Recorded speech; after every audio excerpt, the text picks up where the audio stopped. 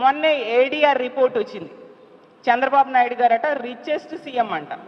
31 మంది ముఖ్యమంత్రుల్లో మన దేశంలో చంద్రబాబు నాయుడు గారు రిచెస్ట్ సీఎం అంట.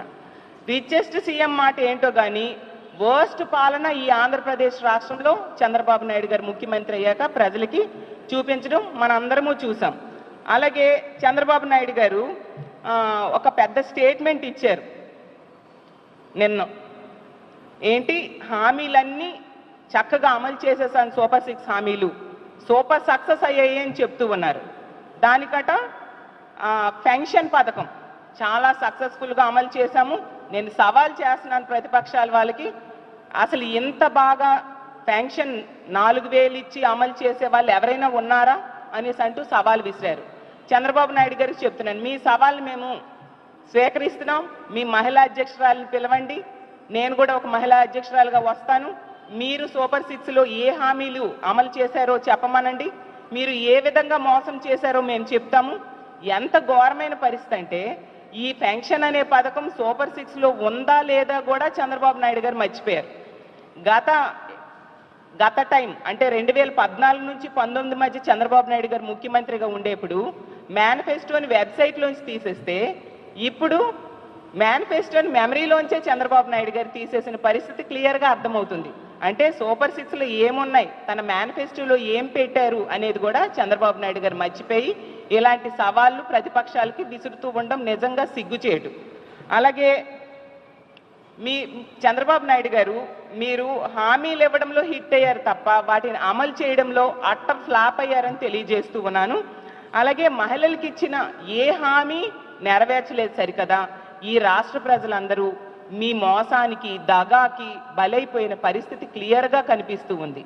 ఏ ఒక్క మహిళకైనా తల్లికి వందనం ఇచ్చారా, ఏ ఒక్క మహిళకైనా అమ్మఒడి ఇచ్చారా, ఏ ఒక్క మహిళకైనా ఫ్రీ బస్ ఎక్కించారా, ఏ ఒక్క మహిళకైనా ఇల్లు ఇచ్చారా, ఏ చదువుకునే బిడ్డకైనా ఫీజు రియంబర్స్మెంట్ ఇచ్చారా, అసలు ఏ హామీ ఎవరికైనా మీరిచ్చిన హామీల్లో ఏవైనా అమలు చేశారా అని నేను అడుగుతూ ఉన్నాను. అసలు ఒకవైపు చంద్రబాబు నాయుడు గారు, ఇంకోవైపు ఏమో పవన్ కళ్యాణ్ గారు, ఇంకోవైపు కూటమి అభ్యర్థులు మీరిచ్చిన హామీలు అసలు కోటలు దాటే బాండ్స్, గ్యారంటీ బాండ్స్ ఇవ్వడం జరిగింది. లక్షలు అకౌంట్లో పడిపోతాయని చెప్పారు. ఓట్లు వేయకపోతే డబ్బులు మిస్ అయిపోతాయి అంటూ ప్రజల్ని నమ్మబలికారు. సైకిల్కి ఓటేస్తే ఫ్రీ బస్ ఎక్కేయొచ్చు అని చెప్పారు. గ్లాస్కు ఓటేస్తే ఏ క్లాస్ ఉద్యోగాలు వచ్చేస్తాయి అన్నారు. పువ్వుకు ఓటేస్తే పువ్వుల్లో పెట్టి 1500 రూపాయలు మహాశక్తి పథకం ద్వారా ప్రతి నెల మహిళల అకౌంట్లో పడిపోతాయి అన్నారు. చంద్రబాబు నాయుడు గారికి ఓటేస్తే లక్షలు ప్రతి ఒక్కరికి కూడా ఇంట్లో వాళ్ళకి వచ్చేస్తాయి అన్నారు. కూటమికి ఓటేస్తే ప్రతి బిడ్డకి కూడా 15,000 రూపాయలు మీ అకౌంట్లో పడిపోతాయని చెప్పడం జరిగింది, ప్రజల అకౌంట్లో చెప్పడం జరిగింది. ఏవని ఎవరికి అందాయి నేను ప్రశ్నిస్తూ ఉన్నాను.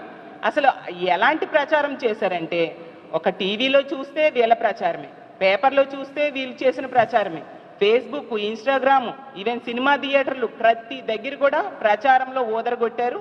ఇక్కడ చూస్తే ప్రజల్ని, ముఖ్యంగా ఆంధ్రప్రదేశ్ మహిళల్ని గత 7 నెలలుగా నెట్ట నిలువుగా మోసం చేసిన పరిస్థితి క్లియర్గా కనిపిస్తూ ఉంది.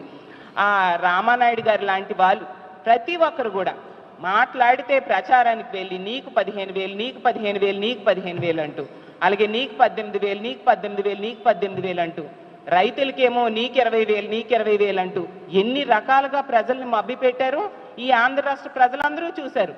ఈరోజు వాళ్ళందరికీ కూడా నెట్ట నిలువుగా మోసం చేసిన పరిస్థితి క్లియర్గా కనిపిస్తుంది. మహిళా వ్యతిరేక ప్రభుత్వం ఈరోజు ఆంధ్రప్రదేశ్ రాష్ట్రంలో గత 7 నెలల పాలనలో మనం చూసాం. అంత దారుణమైన పాలన చూసాం. ఒక సంక్షేమం లేదు, ఒక సంతోషం కూడా ప్రజలకు లేదు. అలాగే మహిళలకి రక్షణ లేని పరిస్థితి గత 7 నెలల్లో ఈ ఆంధ్ర రాష్ట్ర ప్రజలు చూడడం మనం చూసాం.